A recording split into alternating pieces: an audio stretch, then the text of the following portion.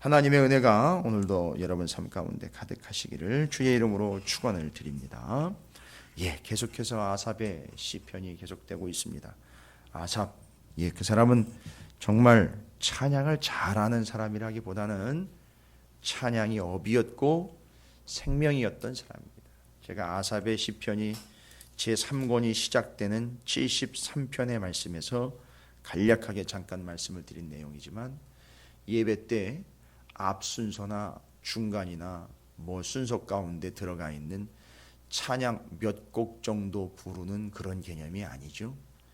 그래서 이 새벽 제단에도 앞부분에 한 찬양 2곡 정도 부르고, 또 우리가 가정에서 예배를 드릴 때나 소모임을 가질 때에도 그거 대충 앞에 한 찬양 2곡 정도 부르고, 참 하나님 앞에 아주 개념 없는 소리가 되겠죠. 찬양 2곡 정도 부르고 나머지는 기도하고 말씀 보고 또 기도하고 끝내면 되지요. 만약에 그렇다면 좀 이해하시기 쉽게 말씀드리는 건 아삽을 완전히 깔아뭉개는 소리입니다. 아삽 같은 존재는 필요 없다, 이런 얘기나 마찬가지겠죠. 바로 이 아삽 같은 사람이 우리가 새벽에 짧게 2곡 정도라고 이야기하는 그런 간단한 것 같지만 찬양으로 새벽 제단을 열고 하나님 앞에 말씀을 상고하며 또 간절히 부르짖는 이 자리는 바로 그 앞자리에 딱이다 그렇게다라고 그냥 선을 그을 수는 없지만 의미상으로 보면 아삽이 그렇게 은혜스럽게 찬양을 하나님께 영광을 돌리는 그런 개념으로 그냥 2곡 정도 부르고 1곡 정도 부르고 가는 그런 개념이 아닌 거죠. 아삽 같은 경우 바로 그 예배를 위해서 그 예배의 자리에서 삶을 다해 마음을 다해 뜻을 다해 찬양을 하면서 문을 열고 그 찬양을 통해서 예배를 한층 더 은혜스럽게 했던 그런 사명자였다라는 것이고, 결국 그게 그냥 곡조로 끝나는 게 아니라 이렇게 시편으로 기록이 되어서 기도가 되었다라는 사실을 우리는 또 염두에 두게 됩니다. 그래서 예배의 자리, 기도의 자리, 말씀의 자리, 찬양의 자리가 함께 진행이 되고 있는 가운데 아삽이 상당히 중요한 역할을 감당을 하고 있다라는 것을 우리는 알 수 있습니다. 자, 바로 그 아삽의 시편 중에 76편이 오늘 늘 들었던 내용 같기도 하고 살폈던 내용 같기도 하고 다 다윗의 시편이나 아삽의 시편이나 큰 내용의 차이가 없는 것 같다라는 그런 생각이 드는데, 이 특별히 시편 76편 같은 경우는 성경적으로 그렇고 역사적으로 그렇고 이 시편 76편은 어떤 시편이냐라고 이야기를 할 때 이건 이미 알려진 바가 있습니다. 이 시편 76편은 제가 좀 인용을 좀 하도록 하겠습니다. 주석을 인용하는 게 아니고요. 칼빈이라는 사람의 말을 인용을 하면은요. 칼빈이 시편 76편을 어떻게 설명을 했느냐 하면, 예루살렘을 위협을 하던 아수르 사네립 왕이, 아시죠? 열왕기하 19장을 읽어야 되는데 그 열왕기하 19장을 이제 잠깐만 좀 살펴보도록 하겠습니다. 제가 내용만 읽어드릴 테니까 한번 들어보십시오. 그건 이미 우리가 알고 있는 내용입니다. 아수르의 사네립이 18만 5천을 데리고 예루살렘을 에워쌌을 때 그 예루살렘 성 안에 왕이 누구냐 하면 히스기야 왕입니다. 히스기야 왕에게 야 니들 항복해라고 편지를 보내가지고 조롱하며 위협을 하고 있을 때 그 편지를 받아든 히스기야가 열왕기하 19장 14절부터 19절까지 이런 내용으로 기록이 되어 있습니다. 히스기야가 사자의 손에서 편지를 받아보고 여호와의 성전에 올라가서 히스기야가 그 편지를 여호와 앞에 펴놓고 그 앞에서 히스기야가 기도하여 이르되, 그룹들 위에 계신 이스라엘의 하나님 여호와여, 주는 천하만국의 홀로 하나님이시라. 주께서 천지를 만드셨나이다. 여호와여, 귀를 기울여 들으소서. 여호와여, 눈을 떠서 보시옵소서. 사네립이 살아계신 하나님을 비방하러 보낸 말을 들으시옵소서. 여호와여, 아수르 여러 왕이 과연 여러 민족과 그들의 땅을 황폐하게 하고 또 그들의 신들을 불에 던져 싸우니, 이는 그들이 신이 아니요 사람의 손으로 만든 것 곧 나무와 돌뿐이므로 멸하였나이다. 우리 하나님 여호와여, 원하건대 이제 우리를 그의 손에서 구원하옵소서. 그리하시면 천하만국이 주 여호와가 홀로 하나님이신 줄 알리이다 하니라. 라는 이 상황과 이 배경을 근거로 해서 시편 76편은 바로 그 예루살렘을 위협하던 아수르의 사네립 왕이 18만 5천 군대가 한밤에 싹 몰살을 당한 사건을 염두에 두고 지은 시다라고 해석을 했어요. 근데 이게 그냥 그건 그 사람 개인적인 생각 아니겠습니까? 할 수 있는데, 여러분께서 이제 좀 아시고 계시는 바처럼 신구약 중간 시대 때에 이스라엘의 성경, 모세오경과 함께 이스라엘 성경을 당시의 언어인 헬라어로 번역한 70인역 성경에 보면 70인역 성경에 의하면 이게 타이틀이 붙어 있습니다. 내용이 어떻게 소개가 되고 있느냐 하면 바로 70인역 성경에 공식적으로 나와 있는 내용이에요. 아수르에 관하여라는 설명이 달려 있습니다. 그러니까 지금 아마도 시편 76편은 그러면 아삽은요 히스기야보다 한참 전 인물인데 어떻게 히스기야 시대의 이야기를 기록을 할 수 있을까요? 아삽의 후손일 수도 있다는 얘기죠. 왜냐하면 아삽의 후손이 포로 생활 끝내고 돌아왔을 때에도 여전히 그 가문은 그 직분을 유지를 하고 있었습니다. 이 은혜죠. 우리의 몇 대 후손이요. 우리의 몇십 대 후손이 우리가 지금 이렇게 새벽 기도하는 것처럼 이렇게 계속 기도하고 있다라고 한번 생각을 해보십시오. 우리의 몇십 대 후손이요. 우리의 몇십 대 후손이 또 하나님 말씀을 붙잡고 그렇게 치열하게 하나님의 믿음을 믿는 믿음 가지고 살아가고 있을 거라고 한번 생각을 해보십시오. 얼마나 큰 복입니까? 뭐 그렇게 추정이 가능합니다. 어쨌든 그렇게 해서 아삽의 가문은 아삽의 후손일지라도 이름은 아삽의 이름으로 시를 기록할 수 있다라는 얘기죠. 자, 그거는 뭐 어쨌든 우리의 논란의 대상이라기보다는 내용이 중요한 거니까 그래서 76편은 한날 저녁에 아수르의 18만 5천이 그냥 몰살을 당했습니다. 이 어마어마한 군대를 그 앞에 두고 히스기야가 하나님 앞에 나갔을 때에 열왕기하 19장에 내어 있는 그 하나님 앞에 그 편지 들고 가가지고 하나님 이렇게 협박하네요 라고 그렇게 기도했을 때에 거기에 응답이 온 것을 전제로 하고 있습니다. 그래서 그 개념이 정리가 돼서 그게 배경이 되면 오늘 시편 76편의 내용이 소상하게 이해가 되는 거죠. 바로 그 18만 5천이라는 어마어마한 숫자와 군대를 무기력하게 만들어 버리신 하나님. 실제로 사네립은요 그 어마어마한 피해를 입고 본국 아수르의 니느웨로 들어가서 거기서 부하들에게 암살을 당하여 죽습니다. 그리고 아수르는 쇠락의 길을 걷습니다. 이게 그 역사예요. 그러니까 지금 뭐 작은 시편 하나로 끝날 게 아니라 그 담겨있는 하나님이 어떤 하나님이신가에 대한 놀라운 역사가 정리가 되면서 그 어마어마한 하나님이요 그 어마어마한 눈에 보이는 군대라고 일컬어지고 있는 아수르를 치시는 이야기에 대해서 오늘 저녁에도 우리가 에스겔서를 통해서 애굽을 치시는 하나님에 대한 이야기를 두로를 쳤던 하나님이 애굽을 치시는 이야기에 대한 말씀들을 또 나누겠지만 정말 인생의 눈에 보여지는 일들을 통해서 눈에 보이지 않는 하나님이요 히스기야가 아까 저는 열왕기하 19장 14절부터 19절까지 기도 내용을 보면 히스기야의 기도에 참 은혜스러운 것은 그룹들 위에 계시는 하나님이다라고 지성소에 임재하시는 하나님을 구체적으로 그리면서 기도를 하고 있다는 게 상당히 감동적입니다. 왜냐하면 그가 성전에 들어가서 기도했다는 얘기고요. 성전에 들어가서 하나님이 그 그룹들 위로 임재하시는 아주 정확한 신앙 성경을 꿰뚫고 있고 그것 그대로 기도하고 있다는 것이 그의 기도의 의미입니다. 그래서 그 응답된 거죠. 그래서 이제 하나님이 아수르를 무력화시킵니다. 이런 이해 속에서 한번 오늘 구절들을 다시 한번 이렇게 보십시오.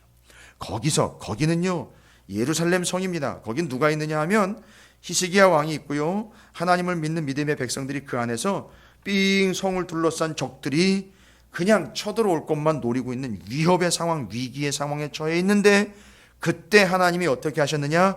거기에서 그가 화살과 방패와 칼과 전쟁을 없이 하셨도다. 하나님이 어디요? 하늘에서요? 아니요, 거기에서요.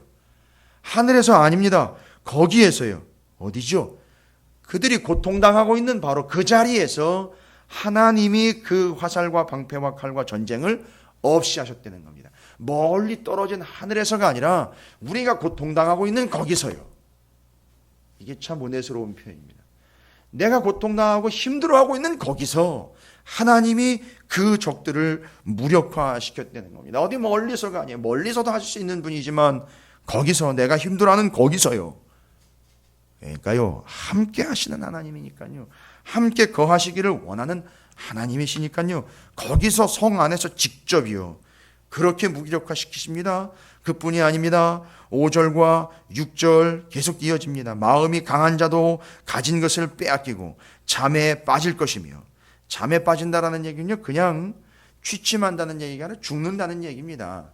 잠잔다, 잔다라는 표현을 이미 죽음과 연결하는 것과 같은 그런 내용이죠. 장사들도 모두 그들에게 도움을 줄 손을 만날 수 없도다. 하나님이 다 끊어버리신 겁니다. 야곱의 하나님이여 주께서 끄지주심에 병거와 말이 다 깊이 잠들었나이다. 다 죽은 거예요. 다 넘어진 겁니다. 한날 저녁에, 그것도 밤에요. 히스기야 왕이 한날 저녁 밤에 하나님 앞에 나아가 기도하고 그 응답받고 그 한날 저녁에 싹 몰살당한 걸 그 밤에 다 그냥 주무신 채로 주무시군요. 일어나지 않았네요. 참 해학적인 표현이 될 수도 있죠. 깊이 잠들었나이다. 아주 완벽하게 무기력하게 됐죠. 진실로 사람의 노여움은 주를 찬송하게 될 것이요 그 남은 노여움은 주께서 금하시리로다. 10절이 약간 이해가 안 되는 구절일 것 같아요. 진실로 사람의 노여움은 주를 찬송하게 될 것이요. 이건 뭔 얘기냐면 화를 내다가도 하나님을 찬양할 수밖에 없을 것이다. 왜 화를 냅니까? 감정적으로 앞설 수 있죠. 여기 아수르가 막 화를 내면서 덤빌 수 있겠죠. 일이 마음대로 안 풀리면요, 사람들은요 하나님을 저주하거나 하나님을 거부하거나 하나님 믿는 사람들을요 외면하거나 그들을 공격하면서 화를 낼 수도 있습니다. 그런데요, 어떻게 됩니까? 화도 마음대로 못 내게 만들어 버렸다는 얘기입니다. 그래서 그 화, 노여움이 주를 찬송하며 인정할 수밖에 없게 되는 거죠. 이따위 하나님을 내가 왜 믿어? 그런 하나님 믿는 것들은 다 쓸어버릴 거야 했다가 그런 화와 노여움을 낸 그들이 결국은 이런 게 하나님인가? 이거 나도 당했구나, 뭐 이런 식으로 돼버리는 거고요.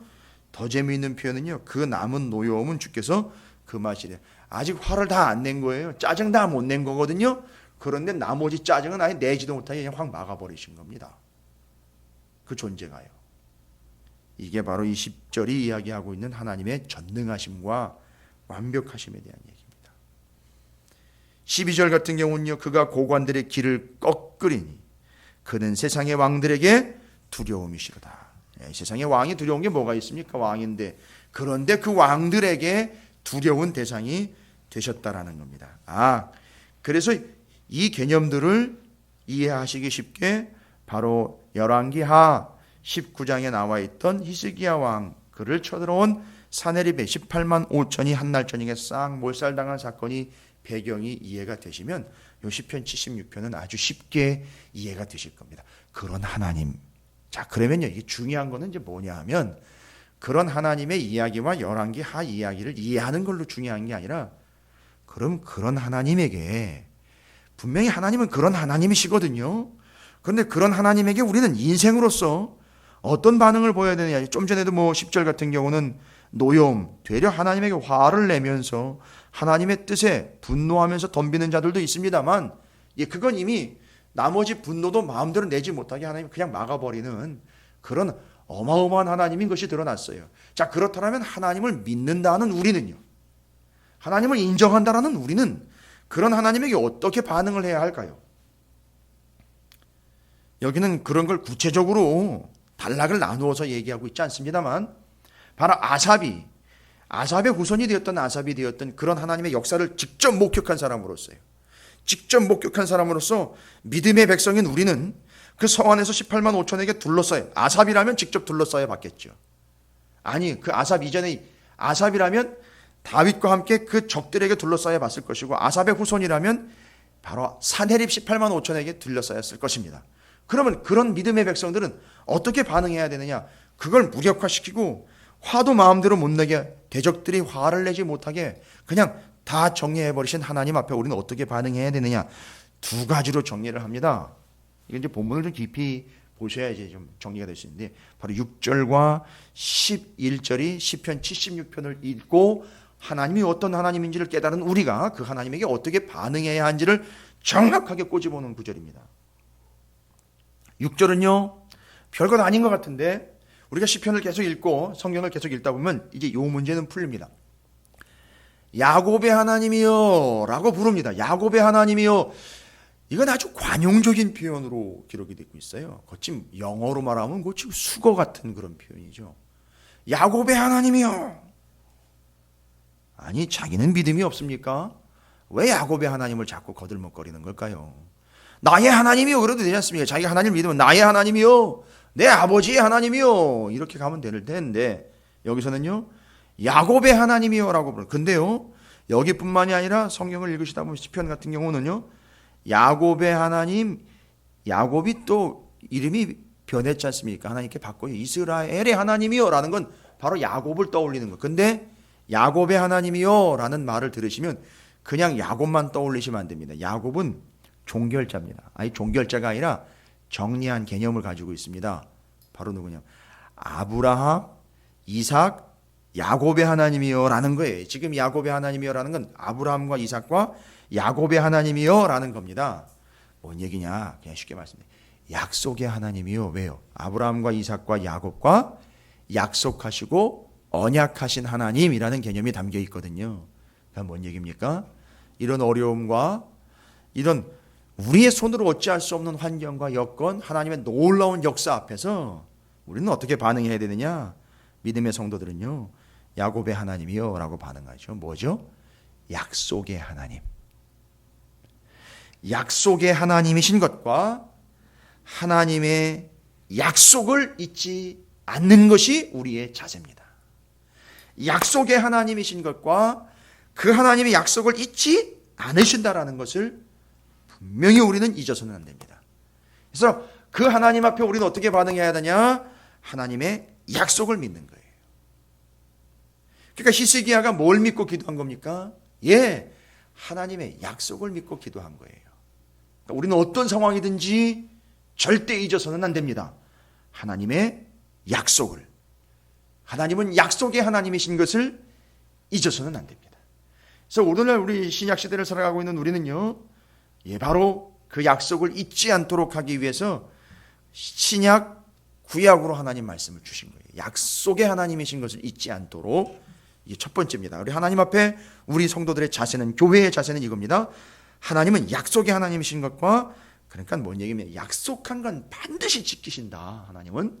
그리고 하나님의 약속은 반드시 이루어진다, 이걸 잊지 않는 겁니다. 이게 하나님 앞에 서는 우리의 자세입니다. 교회의 자세, 성도의 자세예요. 믿음의 자세입니다. 두 번째는요, 11절입니다. 너희는 여호와 너희 하나님께 서원하고 갚으라. 아주 당당하게 요구를 하고 있습니다. 뭔 얘기입니까? 하나님은 약속한 건 어떻게 한다는 겁니까? 반드시 지키신다는 거예요.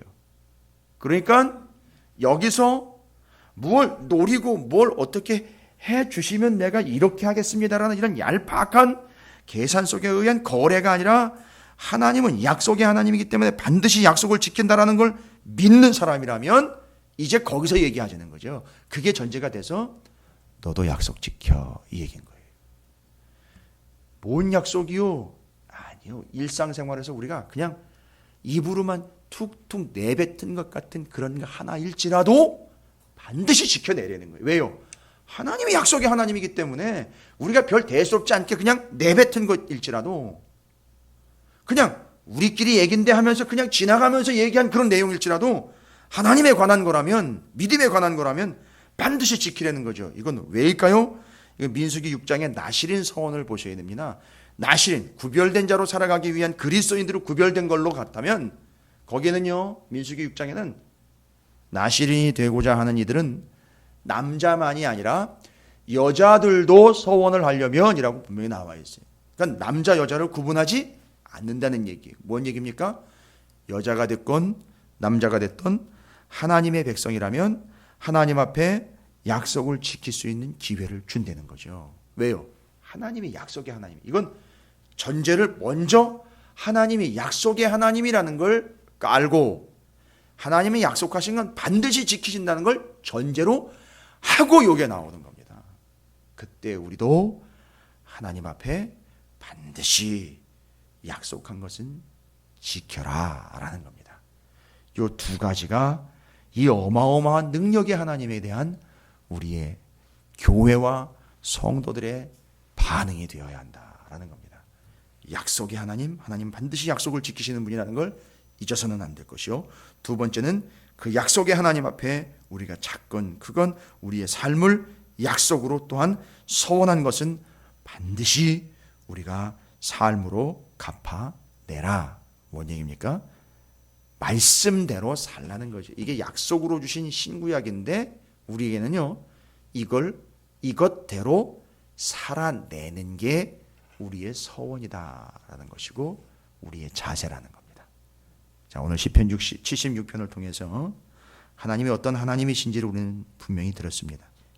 그 하나님에 대한 우리 교회와 성도들의 반응은요, 하나님이 약속의 하나님인 것과 그 약속을 지키시는 하나님인 것을 절대 잊어서는 안 되고요.